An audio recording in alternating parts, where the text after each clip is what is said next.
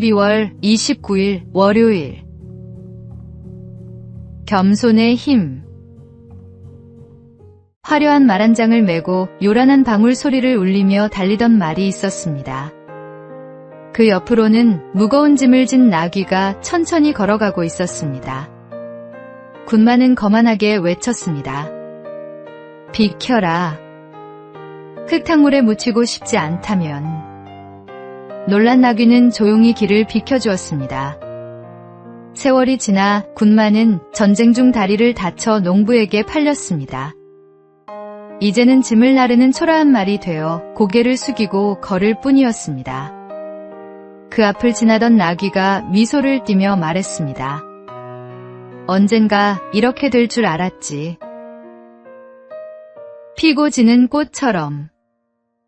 인간의 영광도 오래가지 않습니다. 신학자 리처드 니번은 인간이 진정한 완전함에 이를 수 있는 길은 예수 그리스도의 삶을 따르는 것이라 말했습니다. 주님은 세상의 가장 낮은 자리에서 겸손으로 승리하셨습니다. 누군가보다 앞서 있다고 느낄 때 그 마음을 낮추십시오. 겸손은 당신을 작게 만드는 것이 아니라 오래 남게 하는 힘입니다. 오늘의 말씀.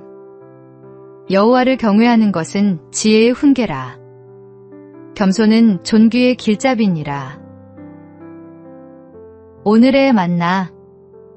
높아지려는 자는 낮아지고 낮아지는 자는 높아집니다. 주님의 겸손을 배우는 것이 참된 지혜입니다.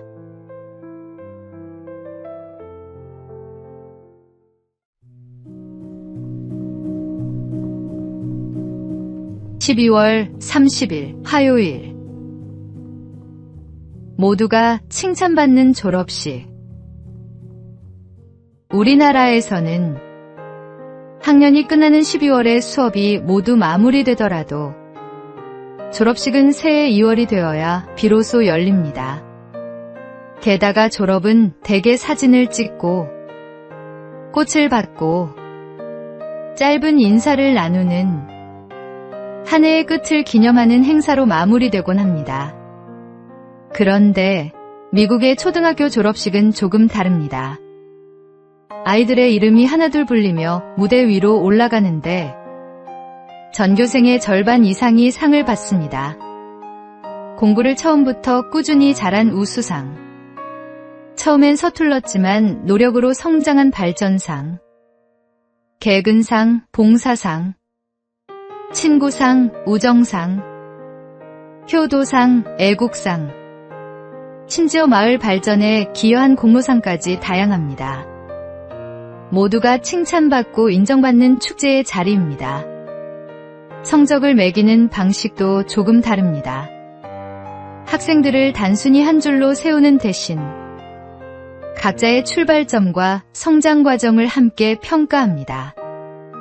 그래서 어느 그룹에서든 최선을 다한 학생은 A를 받을 수 있습니다.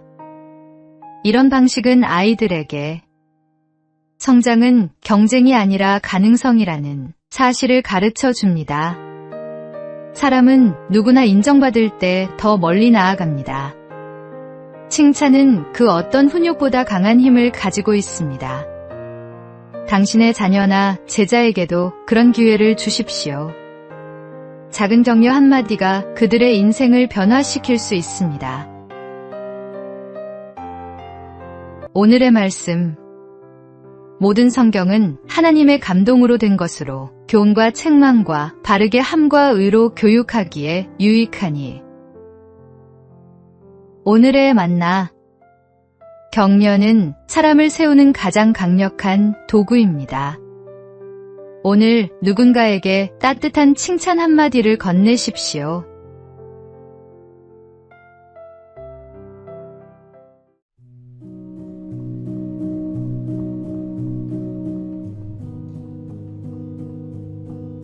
(12월 31일) 수요일. 하나님의 때. 한 농부가 있었습니다. 그는 하나님을 믿지 않았고 자신의 힘으로 모든 것을 이루었다고 생각했습니다. 어느 해 그는 기독교 잡지에 편지를 보냈습니다. 나는 하나님도 예수도 알지 못합니다. 그런데 봄에 밭을 갈고 씨를 뿌린 뒤 여름 내내 아무 일도 없이 가을에 누구보다 풍성한 수확을 거두었습니다. 내 이웃인 신앙인보다도 훨씬 많이 거두었지요. 그렇다면 하나님의 공의는 어디에 있습니까? 그 편지를 받은 잡지의 편집인은 짧지만 깊은 대답을 보냈습니다. 하나님은 가을에 결산하지 않으십니다. 연말에도 결산하지 않으십니다. 우리는 때로 눈에 보이는 결과로 하나님의 사랑을 재려할 때가 있습니다. 불신자의 형통함 앞에서 의문이 들고 믿는 사람의 고난 앞에서 마음이 흔들리기도 합니다. 그러나 하나님은 세상의 시간표로 심판하거나 상급을 계산하지 않으십니다. 모든 일에는 때가 있고 그분의 계획 안에는 실수가 없습니다. 이 한 해를 마무리하며 지금의 형편이 어떠하든 감사의 마음으로 하나님을 바라보길 원합니다. 눈앞의 결실보다 더 크신 하나님의 손길을 믿으며 다가오는 새해에는 믿음의 열매로 그분께 찬양을 드리는 복된 삶이 되기를 소망합니다. 오늘의 말씀. 사람이 마음으로 자기의 길을 계획할지라도 그의 걸음을 인도하시는 이는 여호와시니라. 오늘의 만나. 우리의 인생은 한 해로 완성되지 않습니다.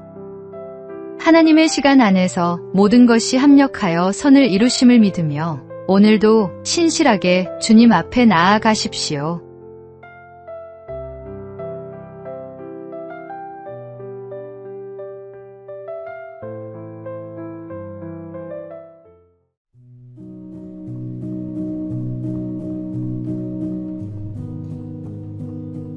(1월 1일) 목요일. 태초에 하나님이 라는 성경의 첫 구절을 믿을 수 있다면 우리는 성경 전체가 전하는 진리를 온전히 받아들일 수 있습니다.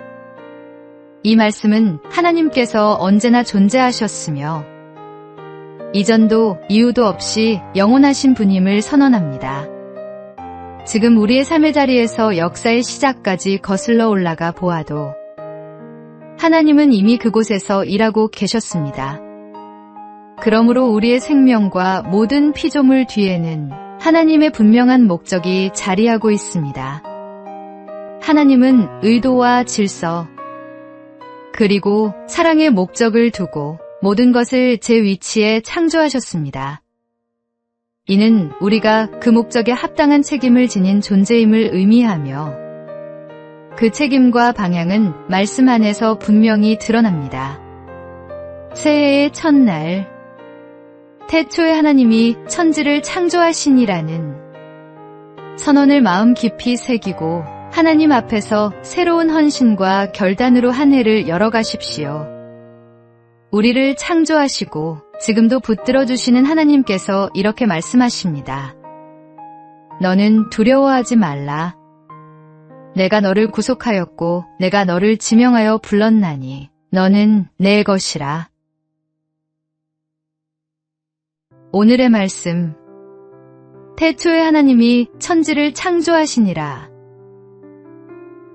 오늘의 만나.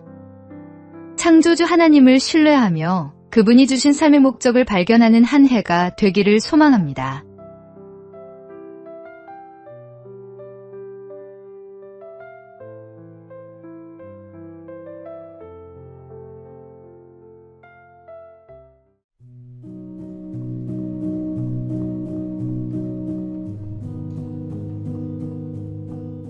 (1월 2일) 금요일. 얼룩이 그림이 되다. 어느 날 화가는 깊은 걱정에 잠긴 친구를 만났습니다. 이유를 묻자 그녀는 사랑하는 사람에게 받은 손수건을 꺼내 보였습니다. 실수로 잉크 한 방울을 떨어뜨려 아름다운 손수건 한가운데에 큰 얼룩이 생겨버린 것입니다.